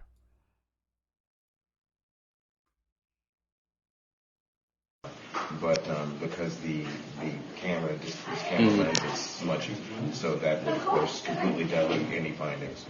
But the audio device works, so we were doing a Messenger investigation, which I have not posted, which I got to pull the files up somewhere. But this one I did last night, and I got Drew to help me listen to them this morning after about 1:30 in the morning here on July 2nd, excuse me. Or is it July 1st? It's July 2nd. So I discovered that 2014 at the G2 residency at Goddard. I discovered that I could hear someone speaking. Now, it did not hit me, and I think it's because I was so tired last night. I was tired, hot, but I wanted to listen to it. Plus, I've been drinking wine. But I made these recordings before that, so my senses simply were not aligned to hear it. But I can't quite. You would think I could hear what he's saying in the front part of his phrase, because it's actually being said just as clearly. But I heard him say, "I'm alone," and it suddenly right there, guys, right there. Amazing. We couldn't reproduce that.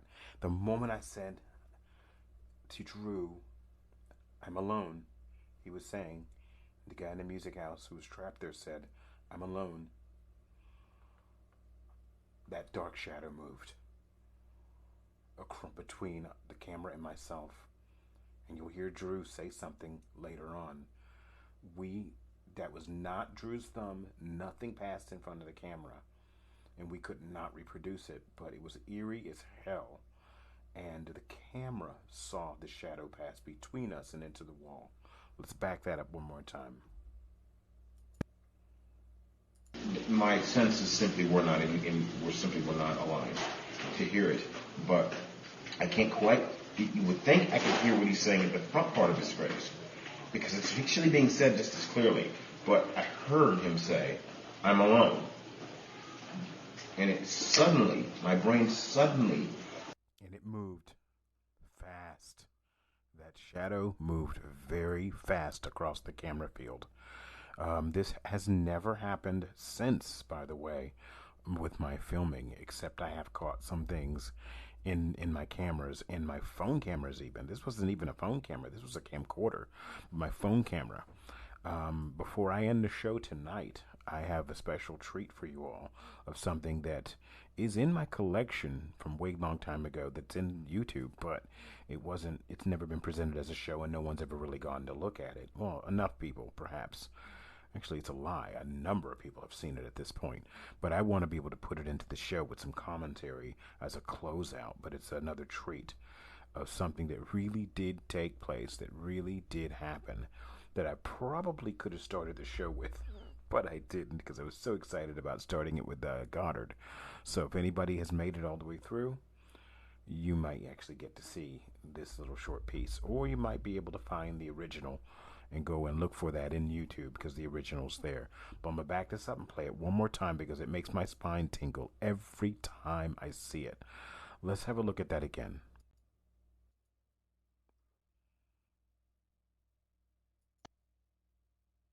my senses simply were not were not aligned to hear it. But I can't quite. You would think I could hear what he's saying in the front part of his phrase, because it's actually being said just as clearly. But I heard him say, "I'm alone," and it suddenly, my brain suddenly, it's like putting a dim recording into the machine that is trying to pull out the words, and suddenly it says, "Program complete. Here's what's being said," and that's what my brain did. It was like, "Program complete. Access file." And something he's saying, "I'm alone." So I've asked Drew to help me. There's Jared checking us out back there. There's Jared stopping and looking. It was great. I ought to tease him with this video when it's done. I knew everybody actually that was in the background that was checking us out. So pretty much everybody. It just names for the one guy was my roommate from the when we were staying here we were staying on Goddard's campus, and he was a cool dude. I loved him. Older guy that you saw, skinny guy walk up, but and then there was the shadow appeared just as the bald dude was walking in the background. I'm sure. And by the way, the guy walking in the background, the black guy walking in the background, had my same last name. Let me see if I can think. Oh, I know who he is. I might actually send a note to him in Facebook. That's how I remember him. He had my same last name, but we weren't related to each other. It's really strange. So yeah, I knew everybody that was walking by, and Jared walks by in the background. No last names. I'm not doing that, except for the one person who had my last name, but I'm not giving you his first name. But anyway, yeah, they were all interested in looking. They knew what we were doing. Some of them did, so it was pretty cool. It wasn't anything secretive. This was Goddard College. We could do this there, and we could do it openly without being ridiculed. You may have had some who wanted to ridicule us, but that wouldn't have been a good idea. But anyway, I just wanted you all to. I knew that you couldn't really experience my joy directly, in regards to the people who were around me, and I felt protected there. I really did. But okay, let me go ahead and finish playing this. Pull off the rest of it.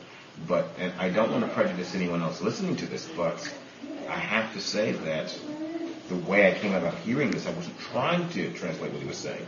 It actually came to me when Drew was sitting here when I didn't have the headphones on. I had the headphones off for a moment and the file not playing, and then it just hit me what he said towards the end of that second half of that recording. "I'm alone," which really kind of hurt to hear, because I respond to loneliness very depressingly. So we're really trying to pull off the beginning of the recording to find out what it is he's saying.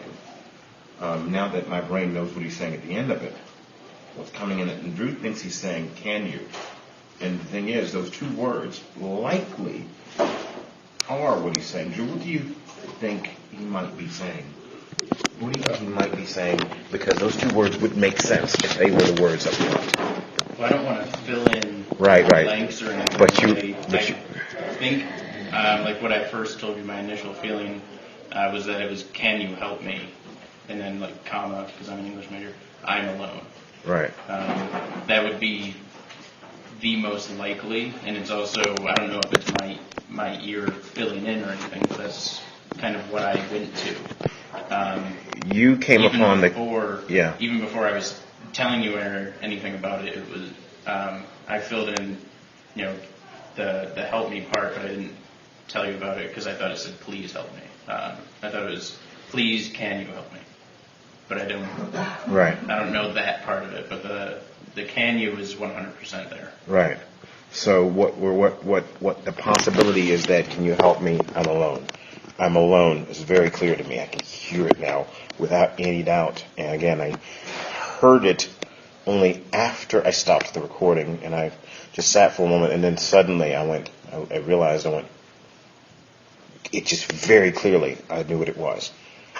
I didn't try to convince myself of it. I didn't know what he was saying earlier. And then I heard it, and then stopped the recording, and then suddenly it came clear. Also, we have to look at this real quick. I don't know if my finger was in front of the lens or something, but the first time you said "I'm alone," I was looking at you, not through the the camera here. Right. But I could have sworn I saw something in the corner of my eye on the camera. It might have just been like a, shadow or in the light or something. Or because I know it kind of adjusts light levels. But it was just like coincidental that it happened right when you said that. Well, what I didn't say and what I hadn't been saying is that all along, since we've been talking, is someone's been standing next to me and touching me. And it's a very specific feeling. If it were my spinal issues, I would the whole left arm would be bothering me, and that wouldn't be anyone touching me. I have a spinal issue because of that. But when it's someone touching me, it's a very specific. And when I finally came to realize what was being said, I felt someone in the room, and I'm like, I'm alone. And I played it. The blur up front, which you said is can't, and I'm taking that's coming, that you're able to hear that part. And then the last part of it, I'm alone. And I'm like, God, that is what he's saying. Now, I will say this much to you all, that, and I think I conferred with a friend of mine on this as well, but I think that might have been Mike, that might have been the guy from the music house, that he realizes his voice was being heard and he wasn't alone anymore, and he knew we were talking about him, and he may have even been following us around a bit, or following me or whatever, because I came back afterwards with Z. Again, you're seeing this in reverse time scale, but I wanted to hold on to this part because I really, wanted you to wait. Just wanted you to wait before you saw it. I'm not sure how I'm editing that into YouTube. I mean, what I'm going to do with that, because it allows me really to do that, to bring up the energy a bit, on psychological energy a little bit. Sometimes you need that a little bit to bring people into it. But in the end, Mike wasn't scary. And that's why I wasn't scared when I saw it. I was just a little startled. It'd be the same as if someone passed, incorporeal, physical person, suddenly passed between you and the person you're speaking to, and you didn't even see the person coming. They just suddenly passed between you, and it would startle you. It's no different. It was just startle, not fear. So anyway, yeah, let's keep it going. I didn't realize that he had said he had caught it out the side of his eye, in the camera. So I'm so glad, Drew, you were there and that you saw it. And that I didn't notice until you told me, and then I had to see it on the camera. So, yeah, as soon as I said what Mike said, I'm alone, the first time, that's when this dark shadow passed between us, and I could not reproduce that. I tried to do a white barrier. I tried to put something white against the camera lens, which is a really old white balance trick. I tried to get that. I just couldn't do it. Just could not do it.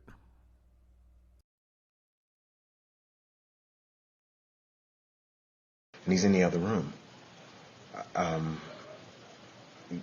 There is, last night we went in the back. I was back there with Lawrence in the back in that room, and there is a boiler room back there. And there's a boiler room in the back there.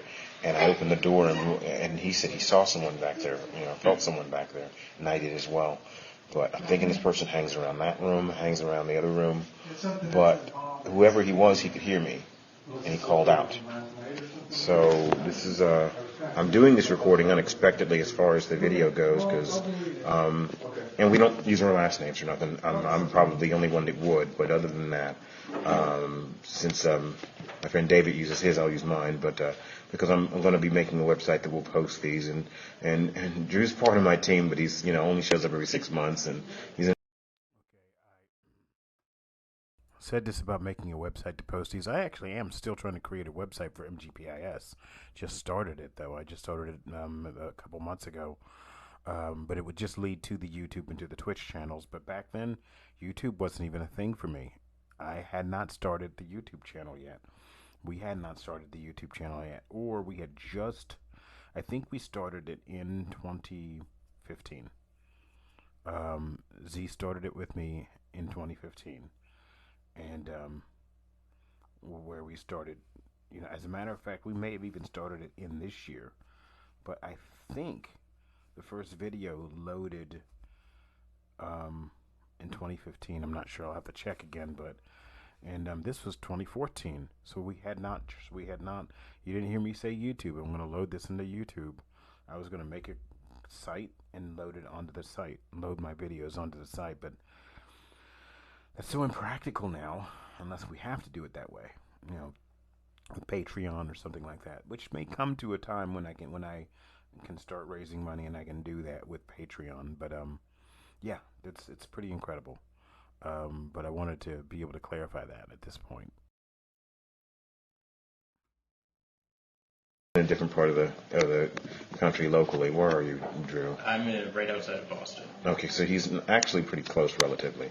So, but Drew's helped me before. So, and then we all know Z. I call her Z, but she's got her other name too that she uses. Where we did a recording of in the restaurant. In episode one, officially episode one, but there was a pre-episode in the winter with Drew and myself. But where we were talking about just spirits, just talking about them, and and we had our electronic devices, our EVP devices up, and our EM devices up, electromagnetic detectors. Okay, so I've clearly just dated when that really did occur, when we did the restaurant thing. And I think we might have set the group's name up where I made an email in Gmail, and I set the group's name up, Messenger Guardians Paranormal, which Messenger Guardians Vermont at Gmail, and at gmail.com, which is how you can get in contact with MGPIS. But I might not have engaged the YouTube channel yet. In other words, we had it. We may have had it, but I just didn't engage it until 2015, where I didn't load those videos up, those episodes. I say episode 1, but I'm starting to get kind of confused. See, this time thing is so made up. This temporal thing is so made up. It's so fluid. It's liquid. It's not a linear thing. That time can really get screwed up in our heads. It's just crazy. And people were just walking up. And she could see them and hear them and talk to them. I couldn't. I could only feel them. And the detectors were going off.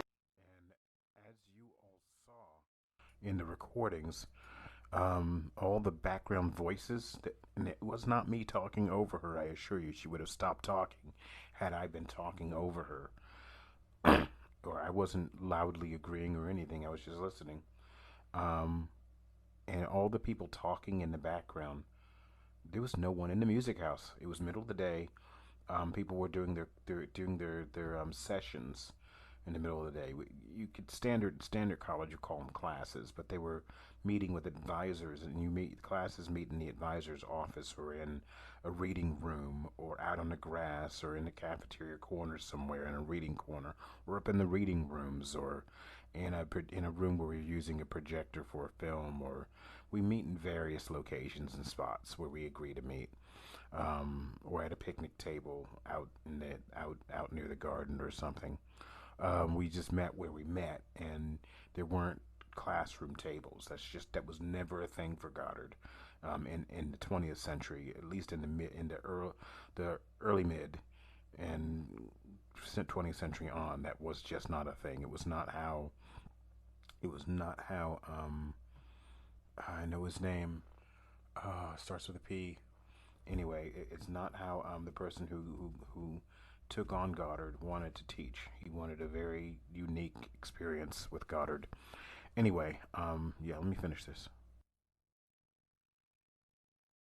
While I was talking, and she would turn the detector towards them before the detector went off. And say, well, someone's coming. And she would turn the detector towards them, and then the detector would go off. Not the detector would go off, then she'd turn it towards them, because then that looks kind of hokey and phony and set up. Are you touching the screen or anything? When you touch the right side of the screen, does something come up? What do you mean? Oh, yeah. Okay. Yeah, my hand was probably accidentally touching the right side of the screen. Yeah. Which I didn't notice that I was doing at all. I didn't even notice there was any effect at all. So kind of weird. But let me bring up the next video, which is my friend Lawrence. And Lawrence came in, and let me fix this up first. But Lawrence came in, and he wanted to see what we were working on, and he wanted to listen. And I didn't feed Lawrence any information about. I didn't feed Lawrence any information about what was going on. Period. Didn't feed him anything, and he turned out to be a really super, super good friend of mine. Loved him to absolute get out. Such a good guy. Such a good guy, Lawrence. Really good dude. Just so little I could just not enough that I could say about him. He's such a good guy. All right, let's watch.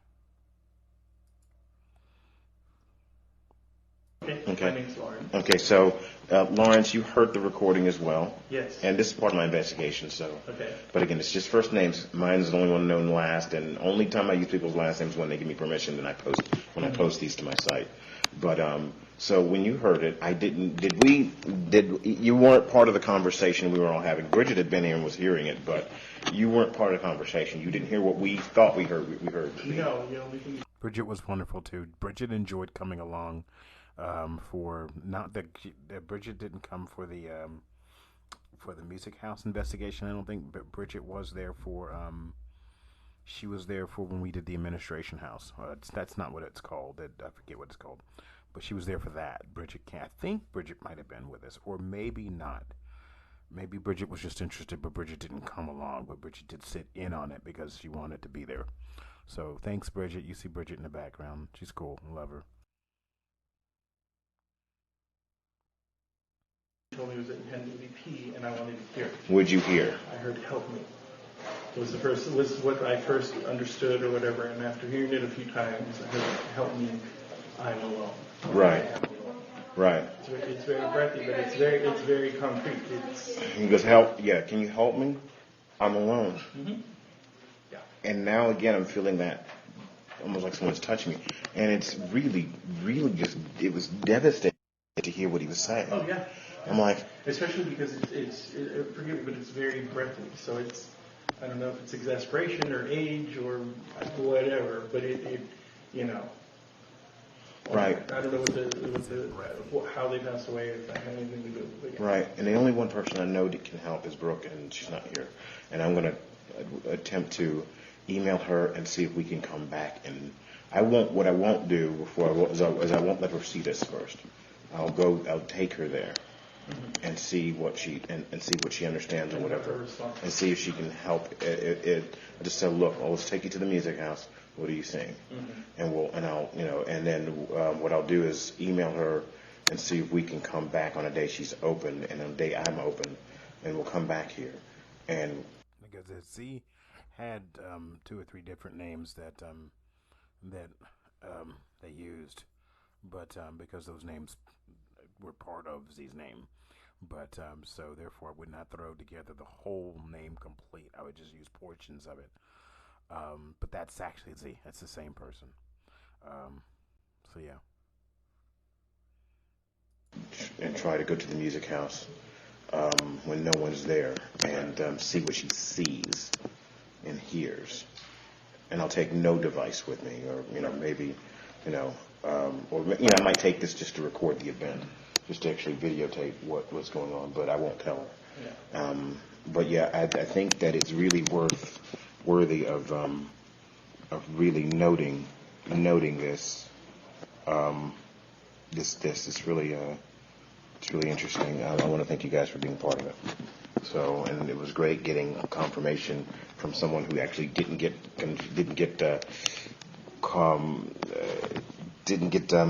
confused by something we were talking about, or didn't, but heard it next. But yeah, it was pretty shocking.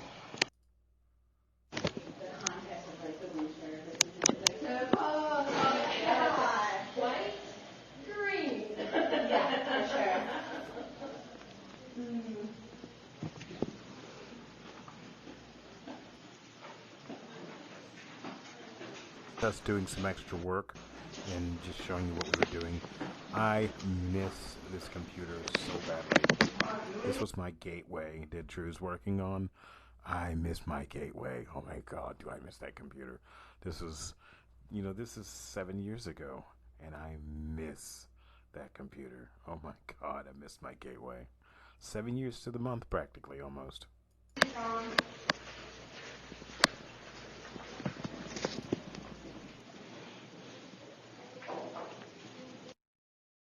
What are you thinking? When you're hearing it, do you hear it before, like just before the second click? I hear it just... Because there's the louder one that's and then there's the lower, it's almost like an exact echo, like just really soft. I hear the lower click, the one towards the... Yeah, you know. Before or after it? Let me check. I should check.